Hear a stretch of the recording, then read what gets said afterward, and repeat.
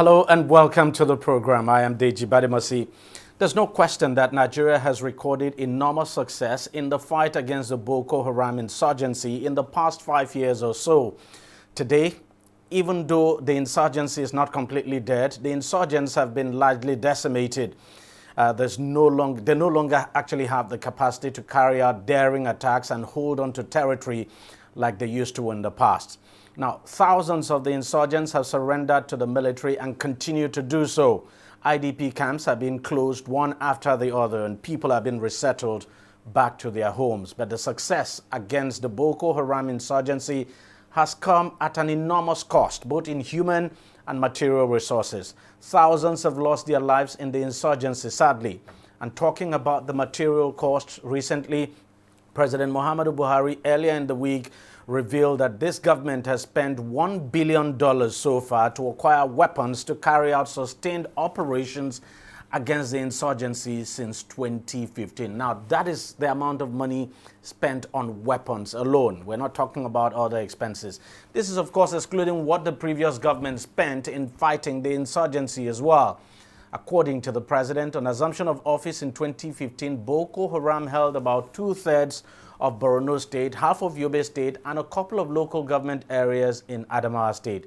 He said through the military operations, Nigeria has been able to retrieve territories now seized by the Boko Haram terrorists, adding that Nigeria will continue to engage partners to comprehensively win the war against the Boko Haram insurgency and other related terror groups through kinetic and non-kinetic approaches. Joining me now to discuss the cost of the insurgency further, especially on Nigeria, is the chairman of Heather Resource Center, Lanre Suraj. Lanre, thank you very much for joining us on the program. When you hear the president say so far, since this government came to power, that it has spent $1 billion just to buy weapons alone to fight this insurgency, what do you make of that? What I would make of that is the fact that we have also, to a very large extent, glamorized just mere statements making in terms of providing accountability. And unfortunately, the insecurity situation and the budget for security has become a kind of a cesspool for so many forms of corruption. And unfortunately, that this government was not totally free from those allegations and also culpability. If you look at especially the service chiefs that were removed before the current one that also got into office, part of which was where you would have an immediate, chief of staff running for governor in Bauchi State, chief of air staff, including what that will be the cost of anybody running for governor in this country. You have what was also recovered from someone associated with the former chief of army staff, Buratai, by the ICPC, where the guy was arrested. Bulletproof vehicles were also recovered, and some large sums of foreign currency. So unfortunately, the National Assembly has also not been up and doing sufficiently enough to hold the security apparatus and the same thing at the military chief to account, and that is where the challenge is. But when you want to look at it critically, like you have said, with the amount that is just been mentioned by the president compared to what was spent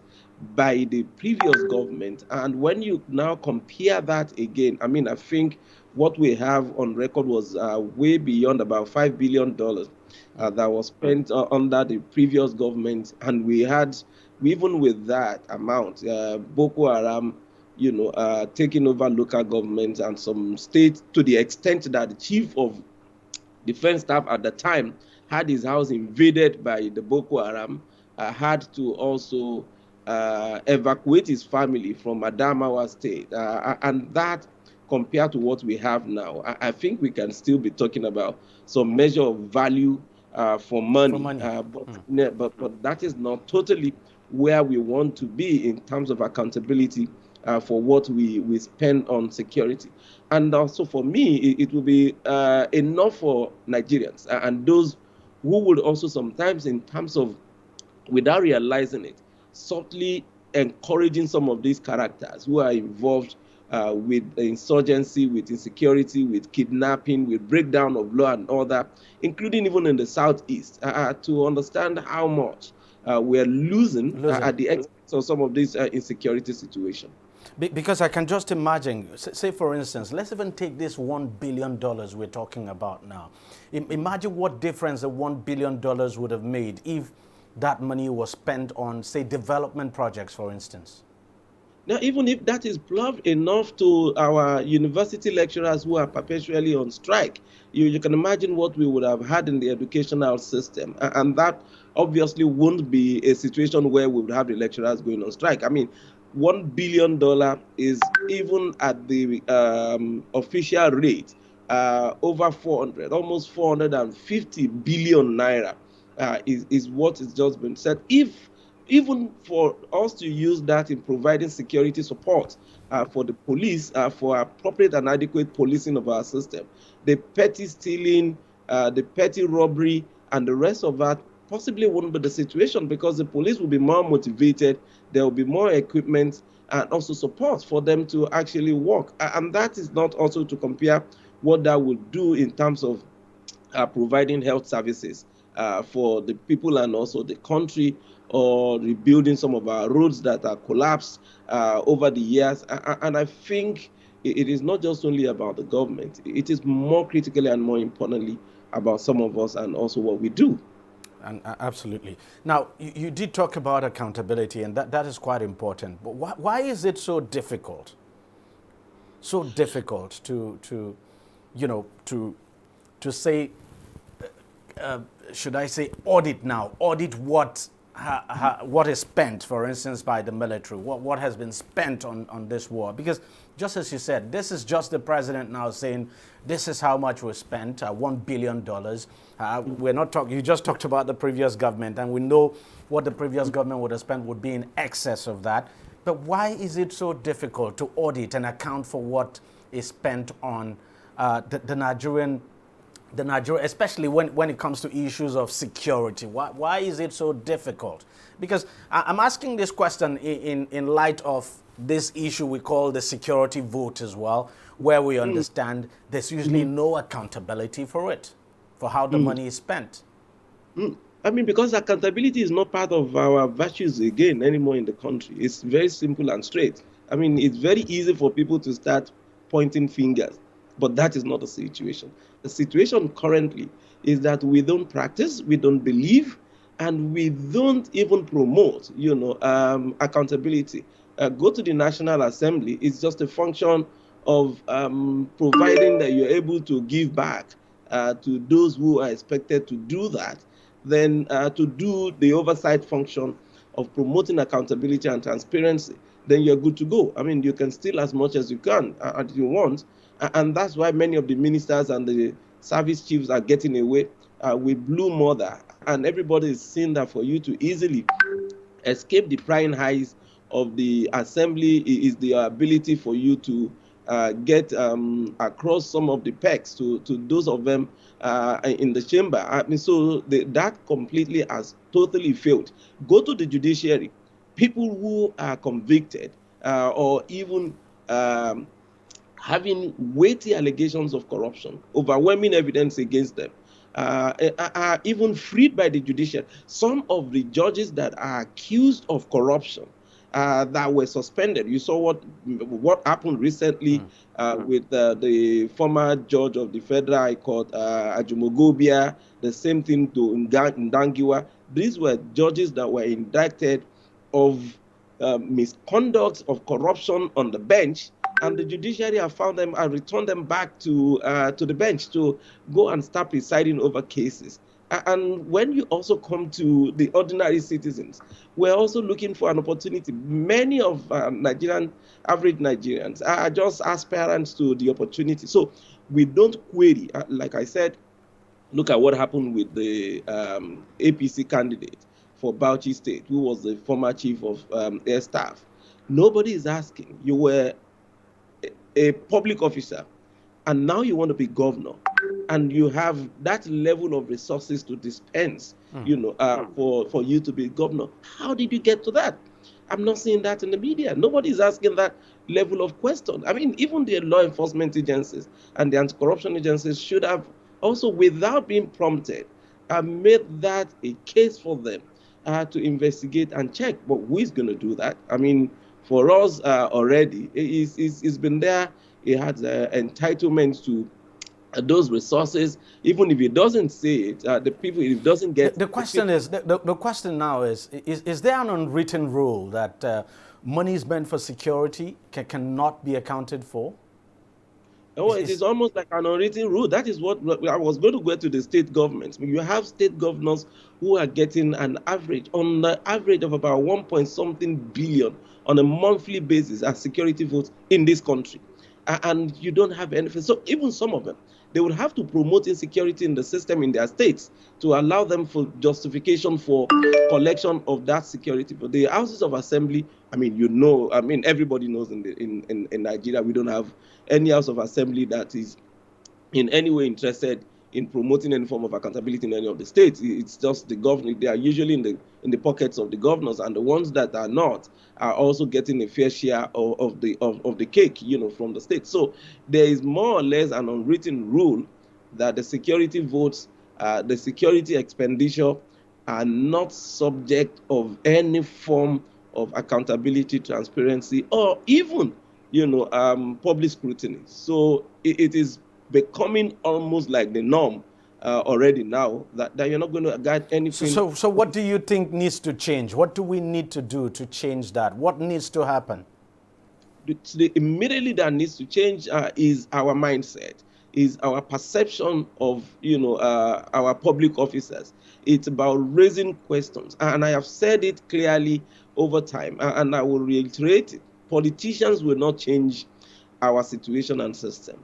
It is the people, it is the media, it is the civil society, it is the citizens that will change it. I mean, the politicians are usually always benefiting from the rot in the system. It is not only in Nigeria, it is the same thing all over the world, but other people are rising up to challenge the status quo. The people are also voting those that they can hold accountable into office, and not the ones that are going to be potential demigods when they get into office. So the mindset of the people about public funds, public resources, public utilities would have to change. And the same thing goes to when we vandalize, public utilities and public assets and public resources. That is also the same thing that applies to those who are in public office. You are not different if you are stealing, the railings of the bridges and the rest of that. You're not almost the same thing with the corrupt public official. That mindset would need to change. And what also needs to happen is that the civil society and the media needs to start holding even our parliamentarians accountable. And the same thing goes to the judiciary. We can't afford to have such compromised, arms of government when we want any change to happen in the system. Without those two arms rising up to the challenge, understanding the importance of their work, and at the same time holding accountable the executive, it's going to be difficult to have any change in the system. Well, I mean, on paper, you would say that the law is specifically, the law is quite clear. For instance, members of the National Assembly are supposed to carry out oversight functions, not, on the executive, even on the military. You have committees now, various committees now that should oversee the military. And the reason for that is to ensure that budgeted amounts are spent on what they're what they were actually budgeted for. Why do you think it's always difficult for these oversight functions now to be carried out properly? And then, year in, year out, when it comes to budgeting, you see almost the same line of budgeting. I mean, the same subheads, if you like. So what you budgeted for last year, you see it appearing in the budget of, the following year. Yeah, I mean, it starts from the appointment and confirmation of some of the appointed service chiefs. So when they go to the National Assembly, you go and check the screening of the National Assembly, particularly the Senate, of these appointees, and then you will tell clearly that the National Assembly currently, as it is constituted, particularly the Senate even, worse, is more or less like a rubber stamp when it comes to those situations. So the chief of staffs already assumed that status, both in their minds and in operation, that there is no basis for accountability. And you mean the service chiefs? The service chiefs, yeah. So when they are called to even defend their budget, you're not even there to see what the budget defense is all about, except the recent one where we saw the interesting macabre dance of where some amount of money, the level of the situation has gone terribly bad, such that the budget padding is not even limited to recurrent and also some obscure agencies. It's gone even to the Ministry of Defense, where some amounts found their way from nowhere into the defense budget for consideration by the National Assembly, which actually did not emerge both from the from the military or even from the presidency. So the situation is almost near total collapse in terms of accountability and scrutiny. And when the people are already compromised, it becomes extremely difficult for you to challenge, the status quo.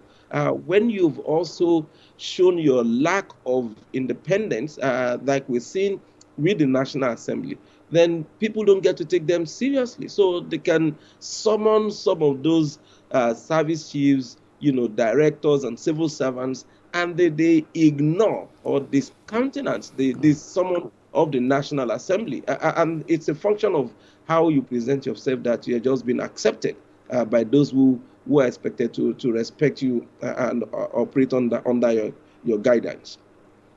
But in the final analysis, this insurgency is costing Nigeria so much. And if the insurgency is costing us so much, then I can imagine, what the cost is to us on even all the security challenges that we're dealing with, whether it's kidnapping, whether it's the crisis the banditry you have, the problem in the southeast and all of that. So the point is we need to come to the realization that, look, this is costing us so much. We need to actually also move our focus from the federal government to the states. We need to know what is it costing each of our states for the so-called response to security, which includes the security votes, the support to the police, because it's very convenient for quite a number of the governors to continue pretending to support the police, in addition to the national budget that goes to the police. Have we justified the amount going to the police? Do we have sufficient, accountability coming from what is going to the police from the federal allocation, in addition to now what the states are complementing? So, because sometimes you just see dual, multiple, fictitious support emerging from the states without even accountability from the federal. And that is not the way to go with security. This is why, for me, we have the excessive state of insecurity in the country. The governors, the local government chairmen get security votes, but we don't have justification for those votes. And we don't have any evidence with the state of insecurity in the country. And that's quite true, because we seem to forget sometimes that local government chairmen too are supposed to get security votes. Not supposed they get security votes. Not supposed. Some of the speakers of the parliament are also getting security votes now. So it's becoming just the trend for lack of accountability on the part of the public officers. Lanre Suraj, thank you very much for your time. Thank you for talking to us. Always my pleasure. Thank you for having me. Thank you. All right, we'll take a short break and we'll be right back. Stay with us. Don't go away. Opinions are free, facts are sacred, but truth is universal. How, in practical terms, can we, for instance, de-escalate the tension? President must see himself as the president of the Federal Republic. We know where the enemy is. 3 places. The Lake Chad Basin, the border area between Nigeria and Cameroon, and then the Sambisa Forest. On DEJI360, we give you a complete dose of everything. Opinion, facts, and undiluted truth. I hardly believe what politicians say in this part of the world. A new Nigeria is possible, a future is possible. We delve into the issues, dissect it so that you can understand it, use it to take action, I don't think there's any need for any governor to look for grant for ranching. DEJI360, dissecting the issues.